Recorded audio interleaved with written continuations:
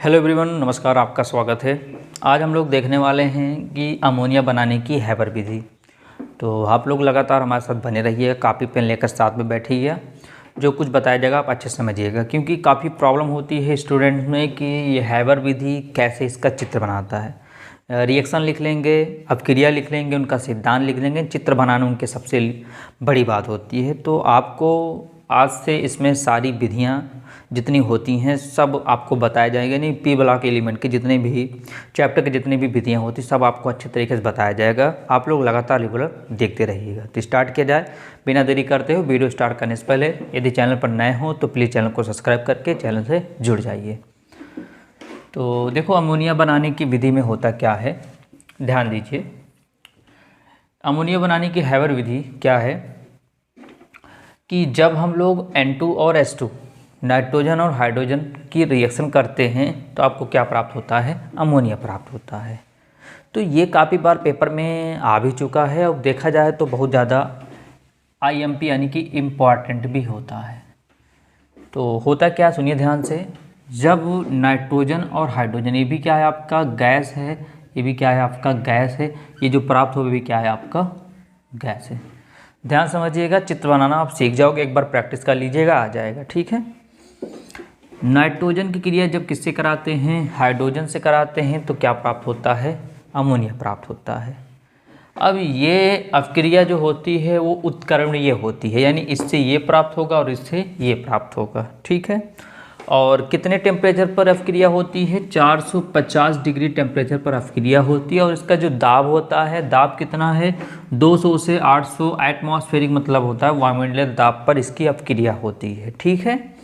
और Fe2O3 ये उत्प्रेरक होता है, उत्प्रेरक प्रमोटर ये होता है, एमओ मतलब होता है मॉलिक्यूलम, ये उसको बोलते हैं उत्प्रेरक को जो प्रमोट करता है, यानी उत्प्रेरक को जो गति प्रदान करता है जिससे रिएक्शन थोड़ा और तेज गति में हो सके, ठीक है। तो पहली बात आप लोग क्या क्या जाने ये। जब अब बात आती है कैसे लिखोगे इनको हिंदी में, तो पहले देख लो, इनको बैलेंस कर लेते हैं। देखो यहाँ पर N2 1 है, 2 है, यहाँ पर कितना है 1 है, तो यहाँ से 2 से मल्टीप्लाई करा देते हैं तो हो जाएगा 2 3 1 7, यहाँ तक 3 से करा देते हैं। देखो बैलेंस हो गया। तो देखो कैसे लिखोगे, यहाँ पर मैं लिखते चलता हूँ साथ साथ। जब देखो नाइट्रोजन कितना अनुपात है, देखो आगे कुछ नहीं तो 1 है ना, तो 1 अनुपात है कितना, यहाँ पर 3 है। तो जब नाइट्रोजन का 1 अनुपात और 3 अनुपात किसका, 3 अनुपात हाइड्रोजन का, किसका, हाइड्रोजन का, नाइट्रोजन का 1 अनुपात और 3 अनुपात हाइड्रोजन का, ठीक है। कितने ताप पर, 450 डिग्री ताप पर और 200 से 800 एटमॉस्फेरिक दाब पर Fe2 क्या, Fe2O3 उत्प्रेरक की उपस्थिति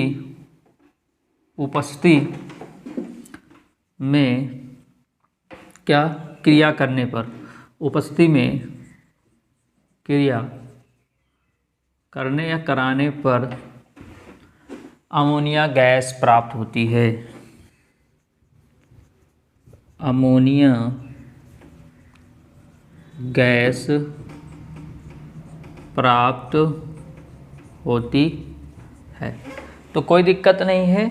अब आपसे अगर कोई पूछता है कि अमोनिया गैस कैसे प्राप्त होती है, तो आप बता सकते हो जब नाइट्रोजन और हाइड्रोजन की अपक्रिया 450 डिग्री ताप पर और 200 से 800 वायुमंडलीय दाब पर किसकी उपस्थिति में करेंगे, Fe2O3 ये कैटलिस्ट होता है जिसको बोलते हैं उत्प्रेरक। इसको कौन तेज करता है उत्प्रेरक को? एमओ एक वर्धक होता है, उत्प्रेरक वर्धक होता है जो क्या करता है, इस उत्प्रेरक को गति प्रदान करता है जिससे रिएक्शन थोड़ा तेज गति में हो जाए। ठीक है, तो लिखा गया है जब नाइट्रोजन का 1 अनुपात और हाइड्रोजन अनुपात किसका, हाइड्रोजन का 450 डिग्री ताप पर और 200 से 800 एटीएम, एटीएम मतलब होता है एटमॉस्फेरिक दाब पर Fe2O3 उत्प्रेरक की उपस्थिति में क्रिया कराते हैं तो अमोनिया गैस प्राप्त होता है। तो बातें क्लियर हो गई होंगी। जब अमोनिया गैस प्राप्त होता है तो इससे ऊष्मा निकलती है। ठीक है, कुछ ऊष्मा क्या होती है, मुक्त होती, निकलती है कितना, -92 किलो जूल प्रति मोल। ये ध्यान रखिएगा कि क्या होती है, इतनी ऊष्मा मुक्त होती है। ठीक है, अब यहाँ तक तो लिख लेंगे, कोई दिक्कत नहीं है। अब प्रॉब्लम ये आती है कि इनका चित्र कैसे बनाएंगे, तो मेरे साथ साथ ध्यान समझिएगा, एक बार बना के दिखाते हैं, उसके बाद आप भी बनाइएगा। ठीक है, सबसे पहले करते क्या है, यहाँ पर एक सीधी लाइन खींच देंगे। ठीक है, यहाँ पर एक लंबी ऐसे सीधी, आप लोग की लाइन सीधी होनी चाहिए क्योंकि आप लोग के पास स्केल होगा। अब यहाँ पर होता क्या है, आप देखो, ऐसा नहीं कि चित्र आप बुक में देखो तो बुक की तरह बनाओ, नहीं, उसको डिजाइन किया जाता है। बात समझ में आ रहा? जो चित्र है ना, वो चित्र आप किसी भी तरह बनाइए, कोई दिक्कत नहीं है, बस आपको समझ में आए कि आप कर क्या रहे हो, टीचर को समझ में आ जाए कि आप दिखाना क्या चाहते हो। ठीक है, ऐसा नहीं कि चित्र में जैसा बना हुआ आप वैसे बनाओ, नहीं। तो इस वीडियो के माध्यम से हम आपको सरल विधि बताने वाले हैं कि कैसे कैसे चित्र आसान तरीके से आप बना सकते हो। ठीक है, तो अब सबसे पहले करोगे क्या, यहाँ पर एक कंप्रेसर आएगा। ठीक है, क्या आएगा, यहाँ पर एक कंप्रेसर आएगा। ठीक, ये क्या है आपका, कंप्रेसर हो गया। ठीक है, कंप्रेसर हो गया। यहाँ से आप लोग 1:3 के अनुपात में नाइट्रोजन अब प्लस हाइड्रोजन को प्रवाहित करेंगे इसमें 1:3 के अनुपात में। ठीक है, तो चित्र समझे रहिएगा। ये क्या है आपका कंप्रेसर, इसको संपीड़क भी बोलते हैं। ठीक है, क्या है आपका संपीड़क, इसको इंग्लिश बोलते हैं कंप्रेसर होता है। ठीक है, कंप्रेसर क्या काम करता है, इनको अपनी ओर क्या करता है, खींचता है। ठीक है, तो यहाँ पर नली है जहाँ से N2 और H2 का मिश्रण 1:3 के अनुपात में इस कंप्रेसर में भेजते हैं। ठीक, अब ये खींचेगा तो अब दूसरा जो आपका बनेगा फिगर वो कैसा होगा, दूसरा जो होगा वो आपका शोधन कक्ष, धोवन कक्ष कहलाएगा। क्या कहलाएगा आपका, ये आपका जो कक्ष देख रहे हो इसको ऐसे कर देते हैं। ठीक है, दिखाने के लिए ये क्या होता है आपका, ये से, तो ये यहाँ से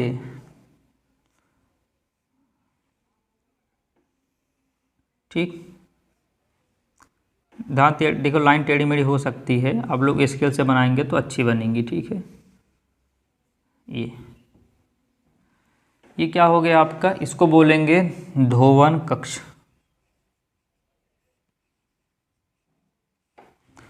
जिसको हम लोग प्योरीफायर बोलेंगे, इंग्लिश में क्या बोलेंगे, प्योरीफायर बोलेंगे। ठीक है, पहला क्या हुआ, इस कंप्रेसर से संपीड़क से इसको खींचा गया, फिर किस कक्ष में भेजा गया, भेजा गया आपको धोवन कक्ष में। भेजा इसलिए जाता है क्योंकि जब इनका मिश्रण के साथ इनको यहाँ पर भेजेंगे तो कुछ ना कुछ इसमें अशुद्धियाँ होंगी, वो अशुद्धियाँ क्या हो, धुल जाएँ, जो शुद्धियाँ धुल जाएँ और धुल के बाहर हो जाएँ और आपको शुद्ध रूप से N2H2 यहाँ पर दिखे। बात समझ में आ गया, इसलिए इसको क्या करते हैं, धोते हैं। ठीक, तो यहाँ पर ऐसे दिखा देते हैं तीर का निशान लगा के N2+H2। अब क्या होता है, अब अगला जो कक्ष होता है उसको बोलते हैं उत्प्रेरक कक्ष। क्या बोलते हैं, उत्प्रेरक कक्ष बोलते हैं। ठीक है, तो अगला जो चैम्बर होगा वो आपका कुछ इस तरह बनाएंगे इनको। देखिए, पहला चित्र एक बार बन जाने दीजिए, उसके बाद मैं आपको एक सिस्टम सिखा दूंगा, उसके अकॉर्डिंग आप पढ़ लीजिए, कभी भूलेगो नहीं ज़िंदगी में। ठीक है, इनको डिजाइनिंग कर देते हैं, ऐसे कर देते हैं इनका। ठीक,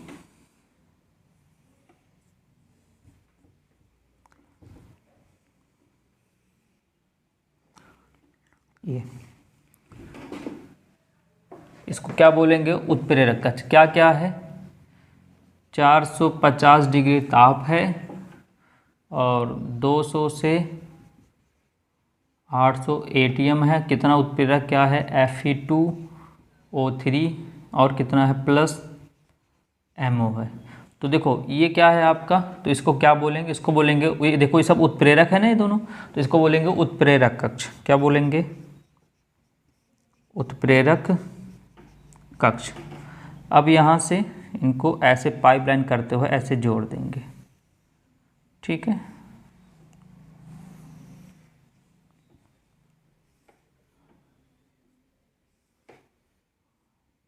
बात समझ में आए, चलिए यहाँ तक कोई दिक्कत आपको नहीं आई होगी, क्लियर हो गया।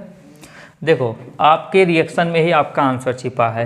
ये देखो फर्स्ट ऑफ ऑल ये किया, फिर इसको कहाँ भेजा गया, एक धोवन कक्ष भेजा गया। धोवन कक्ष के बाद देखो दूसरा फिगर इसका बनेगा, ये पूरा देखो ये बना है दूसरा वाला। अब तीसरा आपको क्या प्राप्त हो जाएगा, अमोनिया प्राप्त हो जाएगा, ठीक है। अब जब इसमें प्रवाहित किए किसको, N2 और H2 को जब प्रवाहित किया, जब इसमें आया, तो अगला जो कक्षा का आएगा वो संघनित कक्ष होगा। कैसा होगा कक्ष, संघनित कक्ष होगा। ये आपका संघनित कक्ष हो गया, ठीक है। कैसा हो गया, संघनित कक्ष हो गया। ध्यान देते रहिएगा, अच्छे से ध्यान दीजिए। अब होता ये है कि ये काफ़ी गर्म होता है। यहाँ से जब आपको प्राप्त हुआ तो क्या क्या प्राप्त हुआ, आपको दिखा देते हैं। यहाँ से आपका N2 प्राप्त हुआ प्लस H2 और इसके साथ साथ अमोनिया भी प्राप्त हो गई। अब होता ये है कि शुद्ध रूप से 100% अमोनिया नहीं प्राप्त होती है, तो यहाँ पर NH3 के साथ साथ कुछ मात्रा N2 और कुछ मात्रा H2 की भी होती है।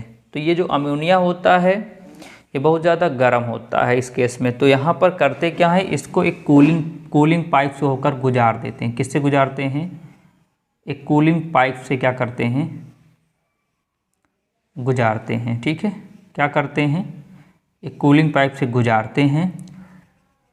यहाँ पर ये आपको क्या प्राप्त हो गया, ये आपको अमोनिया प्राप्त हुआ। और यहाँ पर ठंडे जल की वर्षा करते हैं। क्या करते हैं, ठंडे जल की क्या करते हैं, वर्षा करते हैं, ठीक है। और यहाँ पर क्या हुआ,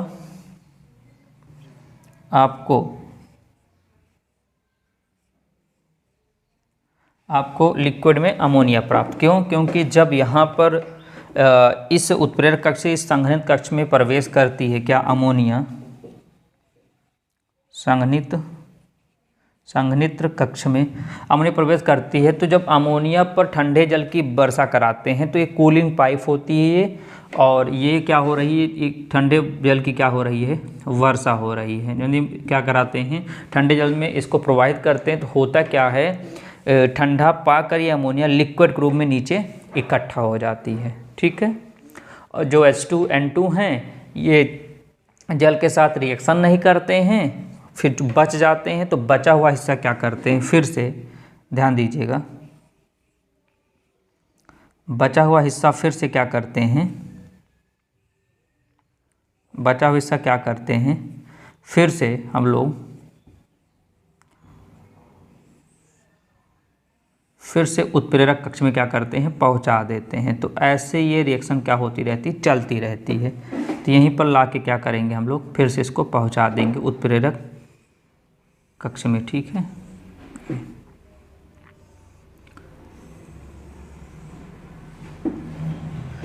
अब मैं आपको विस्तार से समझा रहा हूँ, अच्छे समझिएगा। ये चित्र आपका कंप्लीट हो गया। देखो हुआ क्या, इतना समझो कि आप अपने घर में बैठे हो और आपको कोई घर वाला कह दिया जाए आपको गेहूँ पिसवाना है। क्या करना है, गेहूँ पिसवाना है। अब अच्छे से मेरी बातों को समझिएगा, ठीक है। एक एक पॉइंट टू पॉइंट समझिएगा, ठीक। क्या चीज़ हम कहना चाहते हैं, इसको हम लोग गेहूँ की तरह समझेंगे। क्या, जैसे ये आपका क्या होता है, मान लो ये फ़ैन है, क्या है, पंखा है, ठीक है। समझो एक प्रकार से आप क्या कि गेहूँ को डाले तो जो गेहूँ है माल इसके अंदर आ गया और जो गंदगी वो बाहर चला गया। अब अंदर आया, अब अंदर आने के बाद गेहूँ, मान लो गेहूँ आपके साथ पंखा में, समझो पंखा चल रहा है, आप गेहूँ क्या करते हो, ओसाते हो, ओसाना शुरू होगा। तो होता क्या है कि गेहूँ इसके अंदर प्रवेश किया, ठीक है। अब होता क्या है कि गेहूँ जब आपको मिल गया, अब गेहूँ क्या है यहाँ पर N2H2 है। अब गेहूँ करते क्या हो, आप कहोगे सर उसको फिर हम धोते हैं। धोने से क्या होता है, धोने से जो अशुद्धियाँ होती हैं जो बाहर हो जाती हैं, गेहूँ बच जाता है। तो ऐसे ही ये यहाँ पर N2H2 किसका काम कर रहा है, गेहूँ का काम कर रहा है, ठीक, बात समझे। और जब इसको धोवन कक्ष में लेकर आएंगे तो जो अशुद्धियाँ होंगी वो हट जाएंगी, ऐसे जो N2H2 में अशुद्धियाँ होंगी वो हट जाएंगी। अब बताओ जब धो लेते हो करते क्या हो, धोने के बाद सूख जाता है, सुखवा लेते हो धूप में, सूखने के बाद क्या करते हो, उसको ले जाते हो आटा चक्की की मशीन पे। अब वो क्या करती है, रिएक्शन करती है। तो ये हो गया आटा चक्की की मशीन हो गई, जो कि इसको क्या बोलते हैं, उत्प्रेरक कक्ष, क्योंकि रिएक्शन यही तो हो रही है। अभी तक आपको N2H2 प्राप्त हुआ, यहाँ भी N2H2 प्राप्त हुआ, लेकिन यहाँ पर जब रिएक्शन होती है तो आपको प्राप्त क्या हुआ, N2H2 प्लस NH3। क्यों, क्योंकि ये आटा चक्की की मशीन है। बात समझ में आया, आटा चक्की मशीन हो गई। अब बताओ आटा चक्की मशीन हो गई टोटल, कोई दिक्कत यहाँ पर नहीं हुआ, यहाँ तक समझ में आया पूरा सिस्टम, कोई आपत्ति नहीं होगी। अब यहीं तक आपको इतने ध्यान रखना है बस टोटल। फिर आपको क्या प्राप्त हो जाएगा, जब ये आटा पीस उठेगा तो आपको केवल गेहूँ पीस क्या प्राप्त होगा, आपको केवल आटा प्राप्त हो जाएगा। ऐसे केवल क्या प्राप्त हो गया, आपको अमोनिया प्राप्त हो गया, बस काम खत्म है, सिंपल सा। फिर से बताता हूँ क्या होगा। N2H2 इस संपीड़क द्वारा प्रवेश कराएंगे, फिर इसको कहाँ पर लेकर आएंगे, धोएंगे, कि गेहूँ को धुला जाएगा। धुलने के बाद इसको आटा चक्की वाली मशीन पर लेकर जाएंगे, फिर आपको क्या प्राप्त हो जाएगा, गेहूँ प्राप्त हो, ऐसे क्या प्राप्त हो जाएगा, आपको अमोनिया प्राप्त हो जाएगा। इसको बोलते संपीड़क, कंप्रेसर बोलते हैं। इससे N2H2 प्रवेश किया, फिर इसको धोवन कक्ष में ले गए, जो अशुद्धियाँ हुई बाहर हो गई, फिर इसको उत्प्रेरक कक्ष में ले गए। उत्प्रेरक कक्ष क्या है, 450 डिग्री ताप है इसका, 200 से 800 एटमॉस्फेरिक वायुमंडल दाब है। Fe2O3 क्या है आपका उत्प्रेरक, MO क्या है उत्प्रेरक, कैटलिस्ट प्रमोटर होता है जो उत्प्रेरक वर्धक का काम करता है, जो उत्प्रेरक को और तेज गति रिएक्शन करता कहता है कि और तेज रिएक्शन करो। बात समझ में आया। उसके बाद ये क्या होता है, काफ़ी हीट होता है, इसको एक कूलिंग पाइप गुजारते हैं और ठंडे जल की वर्षा करते हैं। ठंडे जल की वर्षा इसलिए करते हैं क्योंकि जब अमोनिया पर ठंडे जल की वर्षा करोगे तो क्या होता, अमोनिया क्या होता है, लिक्विड के रूप में नीचे बैठ जाएगा और इसको हम लोग ऐसे इकट्ठा कर लेंगे पाइप लगा के, ठीक है, बात समझ में आया। अब बचा क्या, जब इससे रिएक्शन हुआ तो पूर्ण रूप से अमोनिया नहीं प्राप्त होता, कुछ मात्रा H2 प्राप्त होती है, कुछ मात्रा N2 प्राप्त होती है। तो N2 और H2 इस जल में रिएक्शन नहीं करता है, तो होता क्या है, शेष मात्रा बच जाती है। तो इस मात्रा को किया क्या जाए, फिर से एक यहाँ से पाइपलाइन गुजार कर यहाँ पर फिर से क्या लगा देते हैं, संपीड़क लगा देते हैं। क्या लगा देते हैं, संपीड़क, कंप्रेसर लगा देते हैं। ये भी क्या है आपका संपीड़क, कंप्रेसर लगा दिए। अब बची कुछ ही मात्रा किसकी, H2 और N2 को फिर से क्या हुआ, हम फिर से इस उत्प्रेरक कक्ष में पहुंचा देते हैं और ऐसे ये रिएक्शन कंटिन्यू चलती रहती है और हमें क्या प्राप्त हो जाता है, अमोनिया प्राप्त हो जाता है।